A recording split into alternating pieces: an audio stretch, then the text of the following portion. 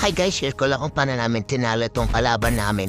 Funny na invade agad sa early game namin kaya naunahan kagad kami dito. Kita niyo dyan sa lower box sa red. Kita ko sa mapa yung funny at yun, kita ko na nga bigla sila nag-invade. Tapos yan naguluhan na kagad yung aming core kaya nahirapan na siya kaagad. Yun, nagdalalaban na sila din samtala ako focus lang dito sa gold. Gold muna at hindi muna makikipag-sapa lang dun. Kasi mahina pa yung damage ko at wala pa akong pera. So ayun, nadali siya sa first blood kaya hirap na kaagad siya dito. Delay na kaagad yung farm niya. Tapos dumaing na kaagad siya dito na delay na yung farm niya. Pero hirap nga siya dahil nadali kaagad siya din sa unang sapak na yan. Tapos ayun, dire-diret sa pagpatay ni Fanny sa mga kampi kong pulube. Ha? Mantala ako, focus lang dito sa goal at pag-goal para magkameron tayo ng item. Babawi kami sa inyo. Haha. Habang yung panay-panay ang pamaapi sa aking makakakampi. Hintayin niyo lang ako. Si Karina naman panay-panay na lang ako. Sorry kasi wala siyang magawa. Ha. Andito na ang malakas na maya. Hintayin niyo ako. Tapos ayun, panay-panay ang pag-aasik ng lagim na itong Fanny. Pati na itong Minotaur sa amin. Umabot pa ng 3-10 yung score. Pero sa huli, amin ang huling halakha. Victory! At ito, uumpisahan ko sa inyo kung paano namin sila natalo. At dito nga pala, ako yung MVP kasi tayo yung malakas. Ha. Minuhat natin yung core. Tayo pa si ay malakas at nagbubuhat. Ha. At ito na nga ang buong detalye ng mga nangyari sa laban namin yun. Panoorin nyo at matuto. Baka mai-apply nyo sa inyong mga laban. Dito yung invade ni Fanny. Ayan no, hirap na hirap si Karina. Kasi ang bilis niya at naka-blue back na kagad. Paubos na yung buhay ni Fanny samantalang ako dito. Farm lang. Di muna ako lumaban. Kasi kailangan ko ng item muna. Tapos ayun, na first blood na nga siya dito. Ko tamang chill lang. Haha, memaya aabulin ko silang lahat. Tapos dito daing na kaagad yung aming core. Kasi tama nga naman, nadali na kagad yung farm niya doon. Ba't ka kasi nagpa-first blood niya ha? Tamang suntukan at sipaan lang kami dito ni Brody. Yan, trinay pa nga ako ditong banata ni Fanny. Wag ako, hindi ka makakaisa. Ha. Laksyan, kaso dito ako nadari ng Brody kasi masyado ako nagmayabang. Pero dito mali akong nabuhay. Lintik lang ang walang ganti. Hintayin nyo ang paghiganti ng napi. Tapos ayun, ito si Brody. Hindi pa umuwi dito. Konti na lang pala yung buhay niya. Ito ngayon, damdamin mo ang sipa ko. Pati ang aking bola. Haha. Ayun, patay man din.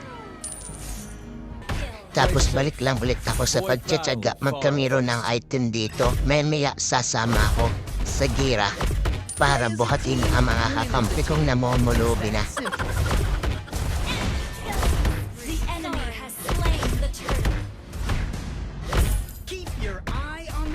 Tapos ito yung maganda dito, nagang nila. Kasi nandito pala yung Fanny, nakatago lang sa bush. Ayun, buti na lang, akin siyang nadali at na-shutdown pa ang laking pera at tulong sa akin. Tapos napitas din namin yung Brody, yung mga damage dealer na nasa late game. Pero tambak pa rin kami dito, 3-8 ang score.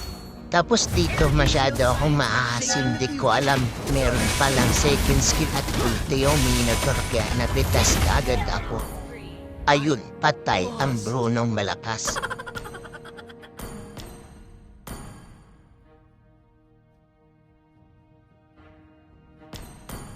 Tapos si Brody, taga na-stank na lang. Wala kasi siyang ambag. Tapos dito, muntik na kami magkabigayan ni Brody. Napalag-palag pa siya sa akin. Kaso kita niya naman yung damage ko. Di niya ako kaya. At mas mabilis yung attack speed ko sa kanya. Pero bumak na rin ako kasi nakita ko yung panya sa minimap. Kaya dapat lagi kayong tingin sa minimap para mas may outmap awareness kayo sa mga labanan. Hindi lang sugod na parang immortal niya. Kaya yun, hintay lang ako dito. Tamang abang kasi baka may magambang tayo ni Fanny. Pero itong Brody hindi pa pala umuwi. Kaya ako matyagang naghin.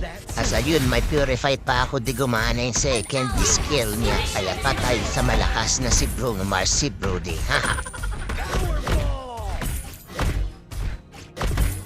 Tapos dito dumadaing na yung core namin, ang hirap daw.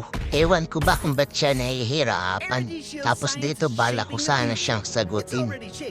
Ba't kahirap ay may digi naman, hindi naman mahihirapan. Kaso naisipan ko, wag na lang kasi baka mamaya pagkagulo pa kami, puro trash talk na lang, di pa makabawi. Typical toxic players, baka yun pa yung aking makabangga dito.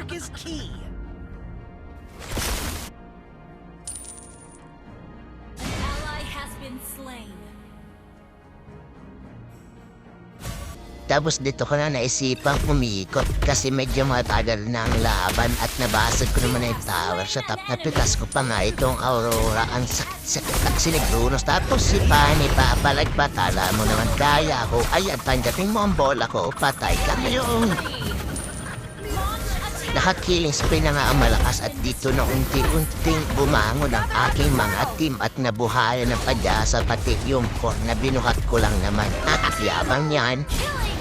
Tapos dito, nag-stick lang ako sa lane ko kasi kahit mag-clash naman sila, kinakaya na yung kalaban at mukha naka-killing spray na yung Karina namin at naka-double kill pa sila sa baba. Kaya diretso lang ako sa goal at objective para mag-uppatas tayo ng MMR at ng ating star.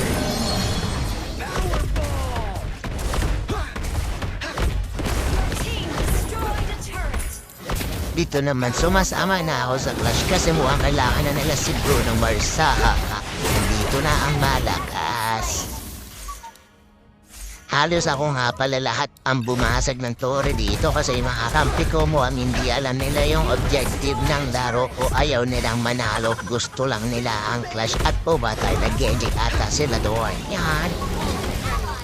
Tapos ayun, sunod-sunod na ang pangapi namin dito sa kalaban. Di na sila nakabangon kasi ang lakas-lakas ko na. Ayan, takbo pa.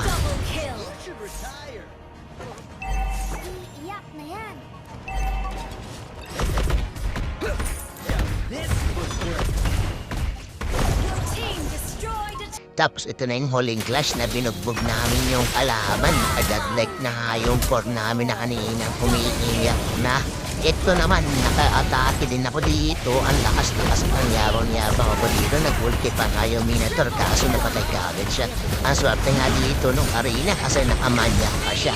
Ako naman dito, hindi na niya naibigay dito yung alpha kasi kailangan na namin manalo. Hindi pa niya naadali. Ayun, master kill lamang ako dito. Pero ako yung bumuhat at ako yung magiging MVP dito. Kasi si Bruno Mars yung hindi sumuko at nagpalakas ng todo-todo. Victory yan, yabang naman yan. Yun lang.